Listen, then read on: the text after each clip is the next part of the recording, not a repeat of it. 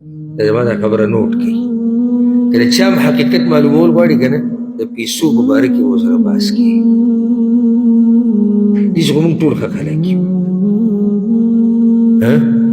خو چې د جیب کې ورسره څه وي دا ترې وغواړه بیا باید پته ولګي یعنې موږ ټول ښه خلک یو د یو بل نه سر قربان وه داسې ملګری د چا نه وي خوښ چې د سره بیمارېږي نه څه ضرورت یې نه وي غریب کېږي نه ستاسو داسې ملګری نه وي خوښ د ټولو خوښ موږ وایو الله داسې ملګری راکړي خو پته به هله ولګي چې کله موږ سره څوک باز شو کې د هغه پیسو باره کې چې زموږ په جیبونو کې پرتې بیا به زما هم پته ولګي بیا به ستا هم ولګي الله وی ما در پوره غوښتنه نه ده خو که موږ وغوښتو نو ډېر حقیقتونه به راښکاره شي هغه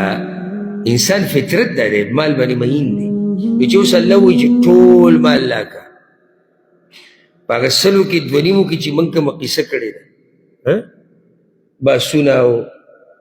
مناظرې او تپوسونه چې چېرته که د دوه نیمو نه یو نیم ته شي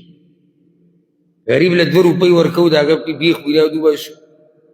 اوس که الله ویلی وی چې د الف نه یا پورې چې څه د سره دې راوړئ الله اکبر چې څه څه به راښکاره شي خو الله وایي دغه مې څه ونه وي چې بس پټ پاتې شي زه بل یو مثال درکړم دا خبر رانه اوږدېږي د سره مونږ نن دا سورت محمد او بیا دې پسې کوم سورت دی د دې سورتونه چې لږ تفصیل غواړي یو سړی دی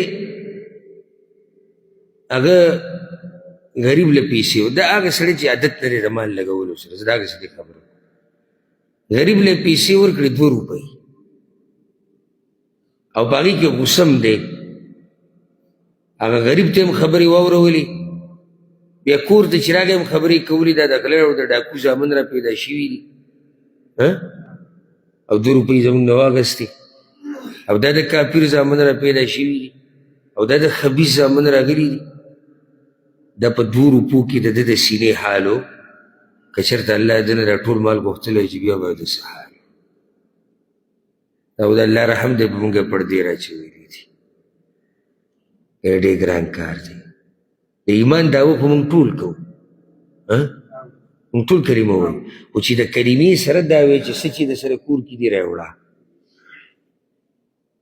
بیا به څه حال و ټولو به کړی ډېر ناشنا حقیقتونه به راښکاره شي نو الله وایي ما په تاسو رحم وکړو او ټول مې د نه ونه غوښتو ها انتم هؤلاء خبردار تاسو ای خلکو دا کسان یې